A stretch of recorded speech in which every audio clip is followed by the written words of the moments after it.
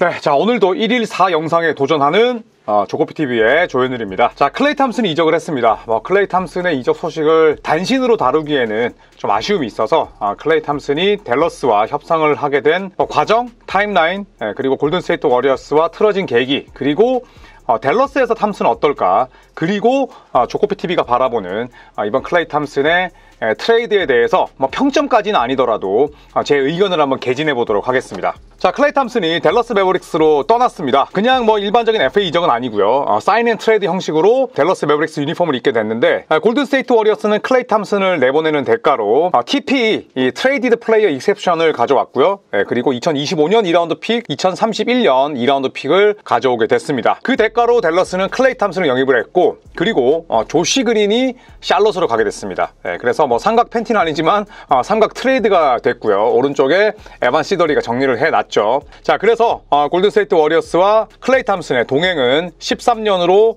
마무리가 됐습니다. 그리고 샬럿 호네츠는 조시 그린을 내보내게 됐고, 대신에 그 자리를 이제 나지 마샬이 채울 수가 있으니까 저는 댈러스 매버릭스가 굉장히 잘 이번 오프시즌을 보내고 있다고 생각을 합니다. 왜냐하면 팀 하더웨이 주니어를 디트로이트로 보냈잖아요. 팀 하더웨이 주니어보다 클레이 탐슨이 지난 시즌에 폭망했고 에고가 세고 고집이 정말 더럽게 세다고 하더라도 무조건 선수 티어는 위입니다. 클레이 탐슨보다 팀 하더웨이 주니어가 어리지만 지금의 시점으로 본다고 하더라도 클레이 탐슨의 이런 선수의 가치, 그 다음에 티어가 위에요. 자, 그리고 저는 개인적으로 데릭 존스 주니어보다 나지 마샬이 좋은 선수라고 생각을 합니다. 왜냐하면 버티는 수비, 몸빵도 더 잘할 수 있고 외곽슛도 지난 시즌에 나지 마샬이 훨씬 더 잘 쐈어요. 그래서 저는 댈러스가 이번 오프시즌을 굉장히 착실하게 보내고 있다고 생각을 합니다. 자, 결국 골든스테이트 워리어스와 클레이 탐슨은 헤어지게 됐습니다. 그리고 골든스테이트 워리어스 구단은 곧바로 성명을 통해서 클레이 탐슨에게 감사함을 표했습니다. 동시에 11번을 영구 결번한다라고 이야기를 했는데요. 안드레 이거달라가 팀을 떠날 때도 그랬고, 케빈 듀란트가 FA로서 브루클린으로 떠날 때에도 골든스테이트 워리어스는 곧바로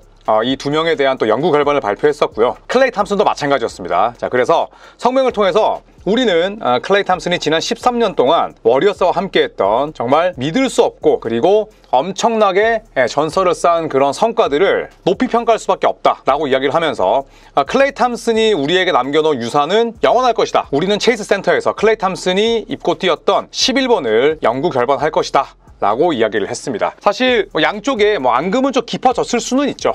하지만 골든스테이트 워리어스도 이 와중에 굉장히 또 예의와 격식을 차려서 이런 성명문을 발표했고, 클레이 탐슨도 사실 협상하는 과정에서 또 지난 시즌에 자신을 벤치로 내린 과정에서 여러 불협화음이 있긴 했었습니다만, 이제는 또 본인도 행복한 길을 찾아서 떠났기 때문에 체이스 센터로 돌아오는 첫날 엄청난 기립박수를 받지 않을까 저는 또 기대를 해봅니다. 자, 클레이 탐슨과 골든스테이트 워리어스는 사실 지난 오프시즌 때부터 살짝 삐걱거렸습니다. 자, 왜냐하면 골든스테이트 워리어스가 클레이 탐슨에게 2년 48밀로 알려져 있었지만 2년 50밀을 계약 조건으로 내밀었다는 게 알려졌습니다. 자, 하지만 클레이 탐슨은 이 계약을 거절했다고 하죠. 이 계약을 거절을 했고, 또 하나 골든스테이트 워리어스가 이제 클레이 탐슨과 헤어진 마당에 이런 이야기가 나오는 건 아니지만, 자, 외부인들이 이야기를 하기로 어떤 이야기를 했냐. 자, 클레이 탐슨이 드래먼드 그린만큼이나 골든스테이트 워리어스의 구성원들을 굉장히 피곤하게 만들었다, 이런 얘기를 했습니다. 지금 영문의 핵심 골자만 이야기를 드리자면, 드래먼드 그린은 사람들이 보는 앞에서 사고치고 깽판치고 목 조르고 심판이랑 싸우고 그래서 또 스스로 징계를 받는다면, 클레이 탐슨은 소란스럽지 않게 보이지 않는 곳에서 굉장히 구성원들이 힘들게 했다는 거죠. 그래서 드래먼드 그린은 사람들이 보는 앞에서 그랬다면, 클레이 탐슨은 이런 얘기죠. 연습할 때 아니면 락커룸 내에서 똑같이 소란을 피웠다, 좀 이런 이야기가 벌써부터 나오고 있습니다. 그런데 차이가 있다면 드래먼드 그린은 굉장히 그런 부분들이 드러나고, 그 다음에 클레이 탐슨은 드러나지 않을 뿐이지 구성원들에게, 동료들에게, 코칭 스태프들에게 비슷한 양의 그런 피로도를 줬다는 얘기입니다. 이게 그래서 단순히 어그로를 끌거나 아니면은 또 그냥 클레이 탐슨이 떠나기만을 바래왔다는 듯이 이런 얘기를 한 게 아니라, 내부에 소스가 있는 인물들이 이런 얘기를 했기 때문에 사실은 공신력이 높을 수밖에 없는 거죠. 참, 이것도 어떻게 본다면 떠났기 때문에 이런 소스들이 나오는 거죠. 내부인들이나 그 다음에 골든스테이트 워리어스의 구성원들은 다 알고 있었겠지만, 지난 3년 동안 드래먼드 그린이 사람들께 때리고 그 다음에 경기장에서 퇴장을 당했지만, 클레이 탐슨은 비하인드 씬, 보이지 않는 곳에서 그만큼 드래먼드 그린만큼이나 다른 사람들을 지치게 만들었다. 이런 얘기를 했습니다. 자, 어떻게 보면 13년 동안 뛴 레전드인데 이런 이야기가 나오는 게 좀 씁쓸하기도 하지만 저는 반대로 또 이렇게도 생각을 해요. 이제는 헤어져야 될 때다. 사실 모든 걸 봉합하고 함께 간다고 해서 그게 아름다운 동행은 아니잖아요. 저는 그래서 이런 이야기가 나오는 게 13년 동안 한 팀에서 뛴 선수라면 이런 부분들이 클레이 탐슨의 성격적인 결함이라고도 할 수 있지만 저는 그래서 이런 일들이 공동체에서 10년 넘게 부대끼다 보면 그냥 자연스럽게 좀 발생할 수 있는 수준의 문제인 것 같아요. 그렇다고 해서 뭐 클레이 탐슨이 드래먼드 그린처럼 동료를 패고 그 다음에 상대 선수 목을 조르고 상대 선수 죽방을 날리고 뭐 이러지는 않았잖아요. 물론 구성원들이 똑같이 힘들고 지쳤던 건 맞지만 저는 디그린의 그런 수준과는 차이가 있다고 생각은 합니다. 자, 그렇다면 지금 이런 질문을 할 수 있겠죠. 드래먼드 그린은 골든스테이트 워리어스와 계약을 맺었는데 클레이 탐슨과 틀어진 이유는 무엇일까? 그런데 현지에서 또 어떤 이야기가 나오냐면 또 이런 이야기가 있습니다. 스테픈 커리가 드래먼드 그린과 함께 뛰는 그 페어링에 대한 이슈 때문이다. 이런 이야기를 지금 여기서 이야기를 하고 있는 거예요. 그래서 이 기사에 따르면 어떤 얘기냐면 커리는 농구 코트 위에서 드래먼드 그린과의 파트너십에 대해서 항상 목소리를 높여왔고 그 다음에 드래먼드 그린이 코트 안팎에서 했던 행동들은 커리를 포함한 모든 사람들을 화나게 했지만 농구 자체의 핏에 대해서 스테픈 커리는 항상 나는 늘 드래먼드 그린과 함께 뛰고 싶어요 라고 늘 목소리를 높여서 이야기를 하지 않느냐. 그 이유가 결국 드래먼드 그린이 여전히 스테픈 커리 옆에 있는 이유다. 이렇게 이야기를 합니다. 드래먼드 그린이 트레이드 되거나 아니면 다른 팀으로 갈 여러 가지 이유가 있었는데 왜 드래먼드 그린이 아직도 워리어스 명단에 있을까? 이거는 우연이 아니다. 스테픈 커리가 그만큼 드래먼드 그린과 플로우 위에서 합이 잘 맞고 페어링이 잘 맞고 아주 좋은 조각으로 서로 핏이 맞기 때문이라고 지금 이야기를 하거든요. 그런데 제가 나중에 말로써 말씀을 드리겠지만 스테픈 커리와 클레이 탐슨은 서로 상호 보완할 수 있는 존재이긴 하지만 클레이 탐슨의 존재가 스테픈 커리의 부담을 엄청나게 줄여주거나 아니면 플로우 위에서 스테픈 커리가 클레이 탐슨에게 기댈 수 있을 만큼의 그런 조합은 아니라는 거죠. 이제는 둘 다 늙었기 때문에. 그래서 스테픈 커리 입장에서 클레이 탐슨과 드래먼드 그린이 있다면 훨씬 더 본인이 포지션도 그렇고 플레이 스타일도 그렇고 수비력도 그렇고 커리가 마음의 부담을 경감시키면서 내가 함께 뛰고 싶은 동료는 탐슨보다 그린일 것이다. 그렇기 때문에 그린이 지금까지도 커리 옆에 그 많은 사고를 치고도 있는 것이다 라고 지금 이야기를 하는 거고 저도 여기에는 일견 동의를 합니다. 떠난 데는 여러 가지 이유가 있겠지만 제가 어제 컨텐츠에서 말씀을 드렸습니다만 클레이 탐슨은 자존심이 굉장히 셉니다. 에고도 강하고요. 그러다 보니까 본인은 워리어스로부터 존중받지 못한다고 느꼈어요. 일단 지난해 오프시즌 때 클레이 탐슨에게 2년 50밀을 계약을 오퍼했었습니다. 그런데 클레이 탐슨은 이걸 깠고요. 지난 시즌에 클레이 탐슨이 정말 못했습니다. 그러다 보니까 다시 수정된 금액을 제시했겠죠, 워리어스가. 수정된 계약 금액은 무조건 2년에 50밀보다는 적었을 거예요. 이 금액이 아직까지 노출되진 않았습니다만 당연히 클레이 탐슨은 자존심이 상할 수밖에 없었죠. 그리고 골든스테이트 워리어스는 우리가 2년에 50밀의 금액을 제시했고 이거는 또 스테픈 커리의 계약 규모가 끝나는 연도와 똑같기 때문에 본인들은 클레이 탐슨이 이 계약을 받아들일 거라고 예상을 했지만 클레이 탐슨이 이런 지하에 거절하다 보니까 그로부터 1년 뒤 클레이 탐슨은 주가가 내려갔고 2024년 여름에 워리어스의 가장 큰 목표는 팀의 페이로를 낮추는 거였어요. 그러다 보니까 골든스테이트 워리어스가 가장 먼저 선행해야 될 업무가 클레이 탐슨과 FA 계약이 아니었던 거죠. 자, 그러다 보니까 골든스테이트 워리어스 입장에서는 2024년 여름을 통해서 팀의 전체적인 연봉을 낮추는 게 첫 번째 임무인데 1년 전에 본인들이 제시했던 그 금액을 깠던 클레이 탐슨과의 계약 여부가 당연히 선행해야 될 과제가 아닌 거죠. 뒤로 밀리는 거지. 자, 그러다 보니까 골든스테이트 워리어스는 나와의 계약을 신경 쓰지 않고 다른 업무를 우선시하고 그 다음에 소통이나 대화나 그 다음에 새로운 오퍼를 하지 않다 보니까 클레이 탐슨은 골든스테이트 워리어스가 나와 재계약을 맺는 것에 대해서 중요시하지 않는구나, 진심이 아니구나 라고 클레이 탐슨은 느꼈습니다. 자, 그리고 이 프랜차이즈의 미래 계획에서 클레이 탐슨은 본인이 정당한 대우를 받지 못한다고 느꼈어요. 그러니까 본인은 삐친 거지. 그러다 보니까 결국 클레이 탐슨은 다른 팀을 알아보기로 결정을 합니다. 자, 그리고 지난해 여름에 골든스테이트는 클레이 탐슨에게 2년 50밀의 계약을 제시합니다. 저는 굉장히 많이 대우를 해준 거라고 생각을 해요. 자, 물론 올해 여름에 얼마를 제시했는지는 모릅니다. 그리고 당연히 깎였겠죠. 자, 하지만 골든스테이트도 굉장히 당혹함을 감추지 못했다고 해요. 왜냐하면 골든스테이트는 커리를 제외하고 안드레 이거달라나 드래먼드 그린과 계약을 할 때 굉장히 또 이 협상 능력을 발휘했었습니다. 그래서 이른바 약간의 연애로 친다면 밀당? 그런 식의 협상을 했었는데 이런 것들을 클레이 탐슨에게도 적용을 하려고 했어요. 왜냐하면 이제는 나이가 들었고 예전처럼 많은 돈을 쓸 수가 없다면 합리적인 소비를 해야 되잖아요. 약간의 좀 서로 밀고 당기는 약간의 흥정? 이런 계약을 하려고 했는데 클레이 탐슨은 일단 다시 새로운 금액을 제안받은 그 내용을 보고 나서 엄청나게 마음이 상했다고 합니다. 그러면 보통은 여기서 다시 한번 클레이 탐슨이 또 제시를 할 거 아니에요. 그러면 골든스테이트가 들어보고 거기서 뭐 금액을 절충하던지 내고를 할 텐데, 여기서 협상을 이어가기보다는 클레이 탐슨은 바로 떠나기 원한 거죠. 아, 오케이, 그러면 테이블 닫겠습니다. 나 딴 팀 갈 테니까 이별합시다 라고 이야기를 한 거죠. 자, 그러다 보니까 골든스테이트는 이거 달라나 드레이먼드 그린도 이런 식으로 협상을 해서 서로 절충안을 제시를 했었는데, 클레이 탐슨이 너무 쉽게 떠나버리니까 굉장히 당황했다고 해요. 이런 부분들을 놓고 봤을 때 저는 골든스테이트 워리어스는 냉철함을 유지했고 클레이 탐슨은 본인의 자존심을 건드렸다는 생각 때문에 곧바로 협상 창구를 닫았다고 합니다. 자, 그렇다면 댈러스와 워리어스의 차이점은 뭐였을까요? 자, 워리어스는 설령 클레이 탐슨과 계약을 맺는다고 하더라도 다음 시즌부터는 클레이 탐슨을 주전으로 내보낼 계획이 없었어요. 그래서 워리어스는 클레이 탐슨을 벤치에서 출전시키는데 누구의 백업이냐? 브랜든 포젬스키의 백업으로 활용을 하려는 계획이었습니다. 그러니까 스테픈 커리와 클레이 탐슨이 아니라 스테픈 커리와 브랜든 포젬스키가 주전이고 클레이 탐슨이 식스맨으로 나오는 그림이었고, 반대로 댈러스 매버릭스는 우리는 그렇지 않아.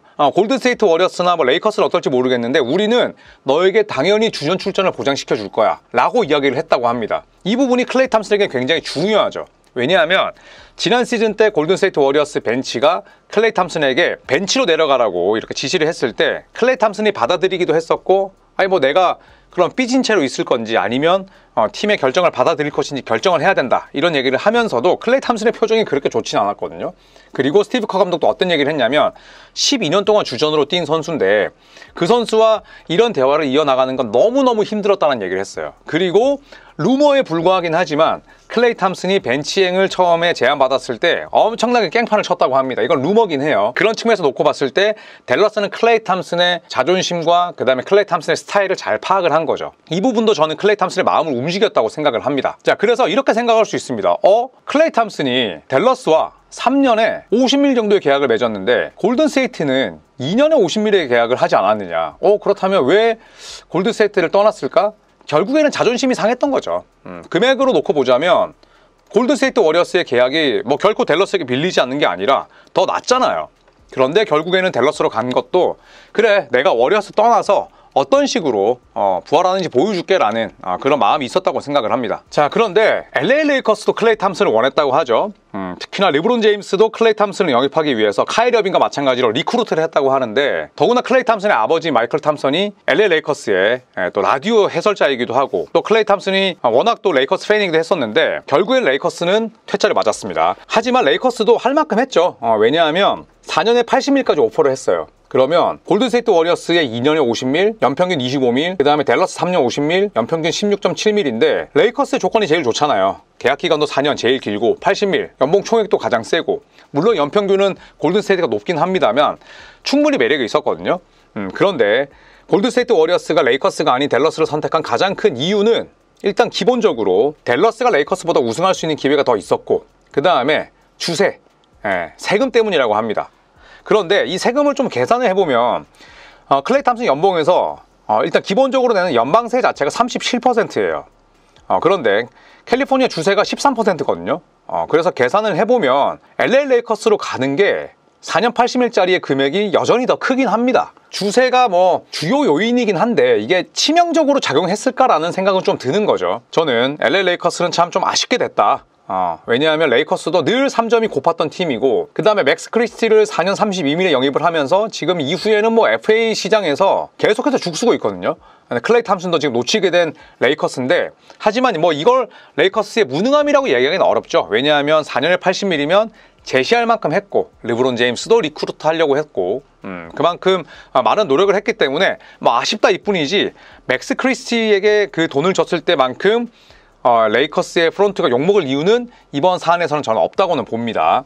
자, 스티브 커 감독과 또 스테픈 커리는 클레이 탐슨의 재계약을 상당히 원했다고 하죠. 하지만 클레이 탐슨은 이미 마음이 떴고, 그리고 클레이 탐슨이 설령 계약을 한다고 하더라도 다음 시즌 때 벤치로 출전이 가능했을까요? 스티브 커 감독이 그런 용단을 내릴 수 있을까요? 저는 쉽지 않다고 봅니다. 왜냐하면 스티브 커 감독이 베테랑들을 굉장히 뭐 예우하기도 하고, 그 다음에 클레이 탐슨이 만약에 연장 계약을 맺는다면 저는 그런 뭐 조건, 옵션 같은 걸 넣었을 것 같아요.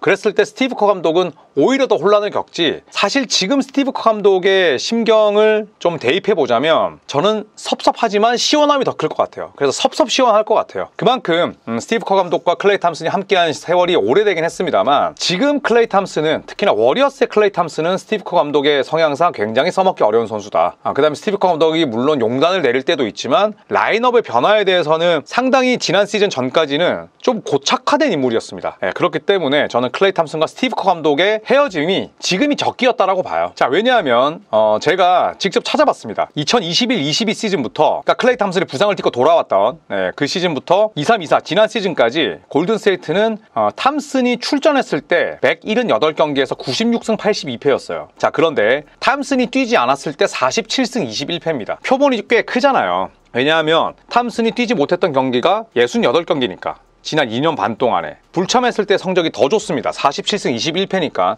뭐 제법 좀 유의미한 차이예요. 자, 그리고 지난 시즌에 클레이 탐슨이 벤치로 내려갔던 2월 16일 이전까지의 워리어스 성적이 27승 26패였어요. 그러니까 5할 승률 언저리, 5할 승률에서 그냥 계속 놀던 팀이었는데, 이후에 클레이 탐슨이 벤치로 내려가고 뭐 다시 주전으로 올라오긴 했지만 그 이후에 성적이 19승 10패입니다. 물론 뭐 스케줄의 강도라든지 그 다음에 또 다른 선수들의 활약, 여러 가지 변수가 있지만 지금 클레이 탐슨이 뛰지 못했거나 클레이 탐슨이 벤치로 나왔을 때 성적이 다 좋다? 이것도 사실 우연이라 보긴 힘들거든요.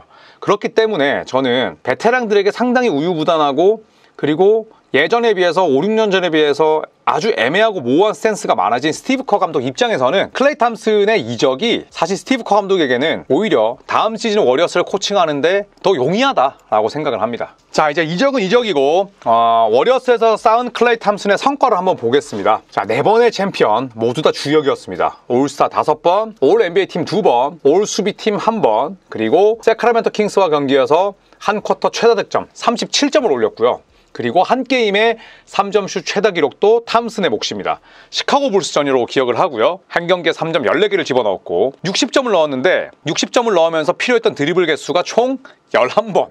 11번 드리블 치면서 60점을 넣은 거예요. 그만큼 이 클레이 탐슨이 워리어스 유니폼을 입고 정말 훌륭한 전설을 쌓았습니다. 이적은 이적이고 워리어스에서 쌓은 업적들은 또 골든스테이트가 충분히 치하를 할 예정이고, 클레이 탐슨이 첼시 센터로 돌아왔을 때 얼마나 많은 기립박수를 받을지도 또 벌써부터 궁금하고 기대가 됩니다. 자, 그렇다면 클레이 탐슨의 댈러스에서 존재감은 어떨까요? 댈러스 매버릭스는 3점을 굉장히 중시하는 팀입니다. 공교롭게도 보스턴 셀틱스와 더불어서 3점에 대한 의존도, 3점에 대한 중요성을 가장 높게 가져가는 팀이에요.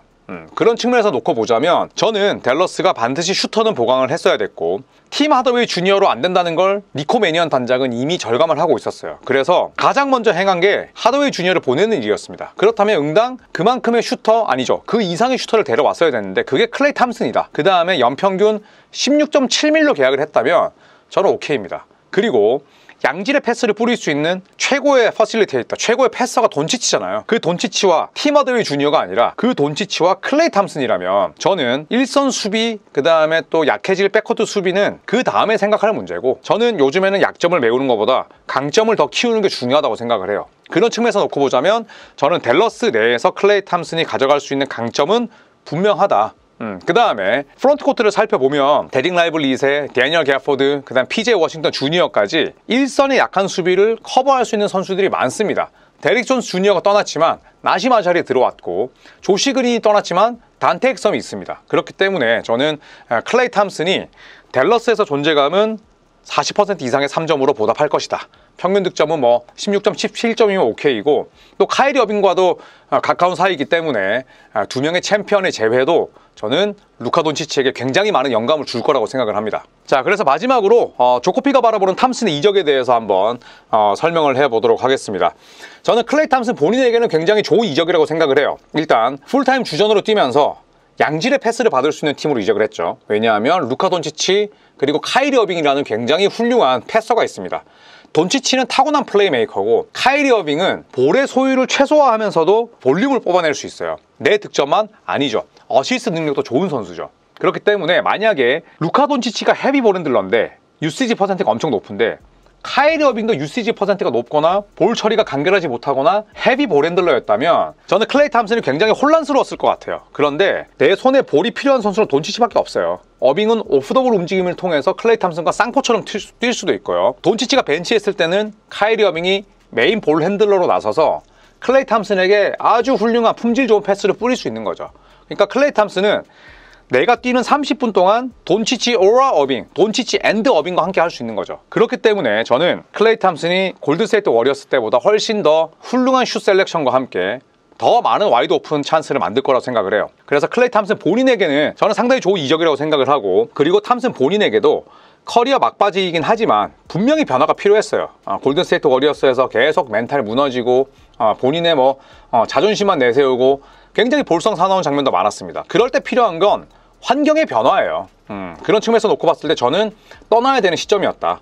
그리고 내가 그 떠나는, 새로 이사가는 곳이 전년도 파이널 진출팀이라면 완전히 오케이다 라고 생각을 합니다. 자, 그렇다면 댈러스 입장에서 한번 볼게요. 댈러스는 기본적으로 3점을 많이 던지는 팀입니다. 보스턴 셀틱스와 더불어서 리그에서 3점에 대한 공격 전술 비중이 가장 높은 팀이에요. 지난해 플레이오프 3점 성공률은 36%, 나쁘지 않았습니다. 그런데 보스턴 셀틱스와 치는 파이널에서는 31.6%로 하락했어요. 이 말은 즉슨 돈치치 어빙을 제외하고 샷 크리에이팅이 되거나 아니면 수비수를 달고도 3점을 던질 수 있는 선수가 많지 않았다는 거죠. 단테 엑섬, 스파더 슛밖에 안 돼요. 그 다음에 조시 그리 마찬가지입니다. 제이든 하디, 그냥 3점은 넣을 수는 있지만 꾸준한 슈터라고 볼 수는 없죠. 그리고 하더웨이 주니어, 이제는 썸타임 슈터가 돼버렸습니다. 데릭 존스 주니어, PJ 워싱턴 주니어, 전부 다 꾸준한 3점 슈터라고 보기는 어려워요. 정통 3점 슈터가 없었습니다. 하더웨이 주니어 말고는. 그런데 그 하더웨이 주니어에서 클레이 탐슨이 왔다는 건 엄청난 업그레이드고요. 어떤 식으로든 슈터 보강이 필요했던 상황인데 그 대상이 클레이 탐슨이다. 정규 시즌 역대 5위 3점 2,481개, 플레이오프 3점 최다 2위 501개, 스테픈 커리 다음이 클레이 탐슨이에요. 봄농구에서 3점을 이토록 많이 집어넣은 선수를 연간 16.7밀로 3년을 쓸 수 있다? 저는 댈러스도 아주 장사를 잘했다고 봅니다. 자, 그렇다고 골든스테이트 워리어스가 손해보는 장사였냐? 저는 아니라고 생각합니다. 클레이 탐슨에게 끝까지 그래도 저는 예우를 했다고 생각을 하고요. 또 클레이 탐슨과 스테픈 커리는 떼어놓을 필요가 있었다기보다는 둘 다 나이가 들고 그 다음에 클레이 탐슨이 수비가 완전히 무너지면서 과거 3&D 시절에 스테픈 커리가 허약했던 수비력까지 커버했던 그 탐슨이 아니잖아요. 그렇다면 나이가 30대 중반이 넘은 클레이 탐슨과 스테픈 커리의 조합으로는 무언가를 할 수가 없었습니다. 그렇기 때문에 골든스테이트가 커리의 백코트 파트너로 브랜드 포젬스키를 낙점한 거 아니겠어요? 왜냐? 수비가 안 되니까. 지난 시즌 기준으로 커리와 탐슨이 함께 뛴 시간이 1427분이에요. 그런데 100포제션당으로 계산을 하면 커리와 탐슨이 함께 뛸 때 100포제션당 워리어스가 마이너스 1.6점이었습니다. 그 말은 커리와 탐슨을 떼놔야 된다는 거였어요. 그런데 클레이 탐슨이 결국 워리어스에 있는 한 스티브 커 감독의 판단도 그렇고 모두가 불편할 수밖에 없는 거예요. 왜냐면 클레이 탐슨의 표정부터 썩어 있으니까. 그런 측면에서 놓고 봤을 때 헤어져야 되는 타이밍이었고, 그 다음에 골든스테이트 워리어스 본인들도 클레이 탐슨이 크게 다치자마자 5년 190밀짜리 맥스 계약 줬습니다. 그렇기 때문에 이번에는 냉정함이 요구되는 상황이었는데 정에 호소하지 않고 아주 비즈니스 마인드로 저는 잘 대처를 했다고 생각을 합니다. 자, 그리고 댈러스 샬럿과 사인 앤 트레이드를 했는데 샐러리를 받지 않으면서 샐러리를 내가 가져오지 않으면서 2라운드 픽 2장을 받았기 때문에 더 훌륭한 움직임이다. 왜냐하면 클레이 탐슨과 그 다음에 크리스 폴을 내보내면서 골든스테이트 워리어스가 2019년 이후로 처음으로 사치스 라인 밑으로 이제 내려오게 됐어요. 굉장히 이거는 의미가 있습니다. 자, 그래서 저는 골든스테이트 워리어스도 오케이, 댈러스도 오케이, 그 다음에 클레이 탐슨도 오케이. 그래서 서로가 좀 해피한 상황이 아닐까 생각을 합니다. 자, 여러분은 클레이 탐슨의 이적에 대해서 어떻게 생각하시나요? 자, 그리고 이번 트레이드의 최대 승자 혹은 패자 누군지 또 여러분께서 댓글로 남겨주시면 재밌게 읽도록 하겠습니다. 감사합니다.